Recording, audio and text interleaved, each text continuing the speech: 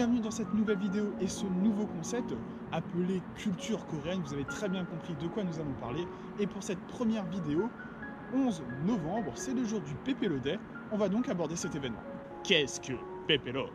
Évidemment, avant d'aborder quel est cet événement, parlons des Pépélos.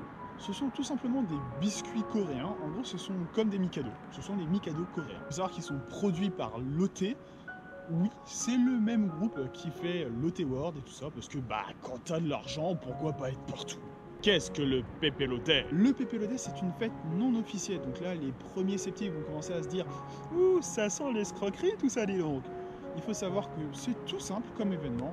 Le 11 novembre, vous offrez à une personne que vous aimez un paquet de Pépélo. Ça peut être un professeur, un ami, et évidemment, ce sont majoritairement des couples qui s'offrent des Pépélos entre eux. Le 11 novembre, pourquoi cette date? Parce que 11/11, tout ça, ce ne sont que des bâtons, et c'est exactement la même forme que les biscuits. Quelle est l'origine de l'événement?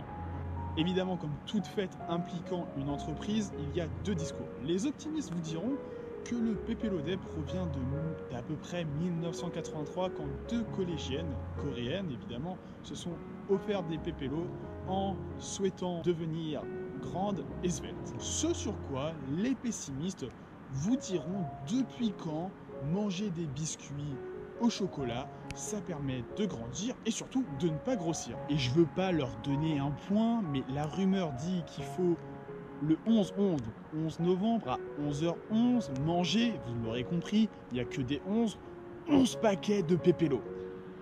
11 paquets, ça va pas te faire maigrir.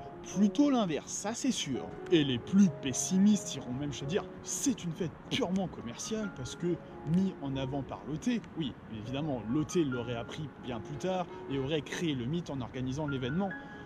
Mais donc créé par Lotte pour mettre en avant son produit. Et en effet, il faut avouer que la mise en avant fonctionne très bien. Convenience store, supermarché, tout le monde met en avant des Pépélos dans ses rayons. Des produits Pépélos sont développés uniquement pour cette journée. Les convenience stores réalisent la journée la plus profitable de toute l'année. Et pour Lotte, ils ne sont pas à plaindre non plus. Très loin de là. En effet, en 2012, sur tous les Pépélos vendus dans l'année, 50% se sont vendus le jour du Pépélo Day. Le jour même, c'est-à-dire que ça ne prend même pas en compte ceux qui sont précautieux et les ont achetés 1 ou 2 jours avant. Sachant que la mise en avant commence plusieurs jours avant, je suis allé acheter 2-3 petits trucs comme ça, faire mes courses, et voici 2 photos que j'ai prises.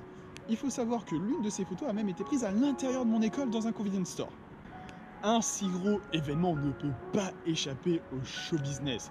La télévision invite des stars et les font s'embrasser sur le plateau. Alors attention, s'embrasser mais de façon classe. Si vous vous rappelez La Belle et la Bête, il y a le bisou spaghetti.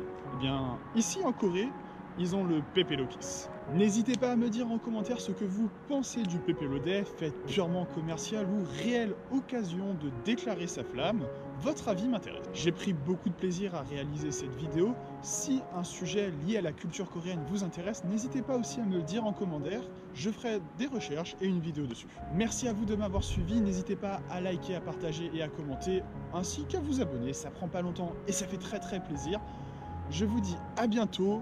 Et je m'en vais m'acheter un petit paquet de Pépélo.